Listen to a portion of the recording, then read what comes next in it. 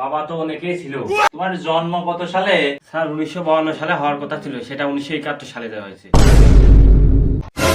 আজ আমার কোম্পানির সব থেকে গুরুত্বপূর্ণ দিন, কারণ আমার কোম্পানির আজকে নিয়োগ চলতেছে।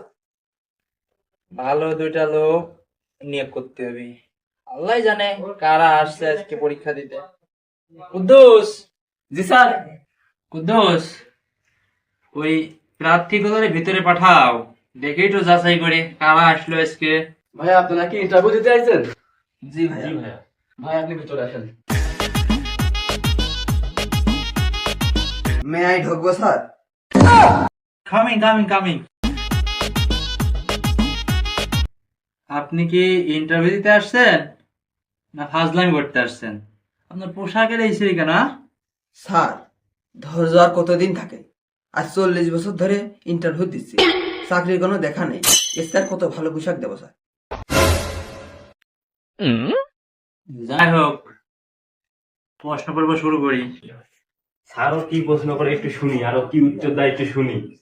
সব কপি করে ঝাঁকিয়ে দেওয়া যাবে না।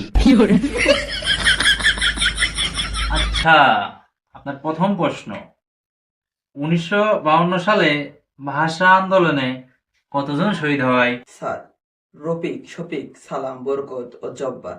ওর নাম না জানা অনেকেই, আর এই 5 জনের নাম বলে অনেকেরই ছোট করা হয় স্যার।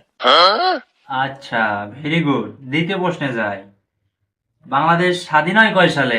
1952 সালে হওয়ার কথা ছিল স্যার, কিন্তু সেটা 1971 সালে হয়। আচ্ছা, ভেরি গুড, আপনি তো অনেক ব্রিলিয়ান্ট। জি স্যার, পাড়ার লোকে তো তাই বলে। আচ্ছা, তাহলে বাইরে অপেক্ষা করেন। Quddus, next. No tension no চিন্তা পাইছো জীব হ্যাঁ, আসে বললাম। আপনার কি লিঙ্গ জ্ঞান নাই? হ্যাঁ?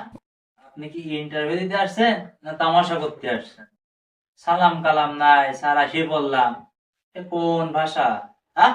সরি স্যার, আমাকে ক্ষমা করে দেন। আমি আবেগের বসে আসি বলছি। তো যাই হোক, ইন্টারভিউ শুরু করি। তোমার বাবার নাম কি? বাবা তো অনেকেই ছিল, রফিক, শফিক, সালাম, বরকত, জব্বার, আরো নাম না জানা অনেকেই। আচ্ছা, তোমার দ্বিতীয় প্রশ্ন, তোমার জন্ম কত সালে? স্যার 1952 সালে হওয়ার কথা ছিল, সেটা 1971 সালে দেওয়া হয়েছে। আচ্ছা, তুমি কি পাগল? স্যার পাড়ার লোকে তো তাই বলে। কুদ্দুস, ও বের করে আমার ঘর, আমি গেলাম।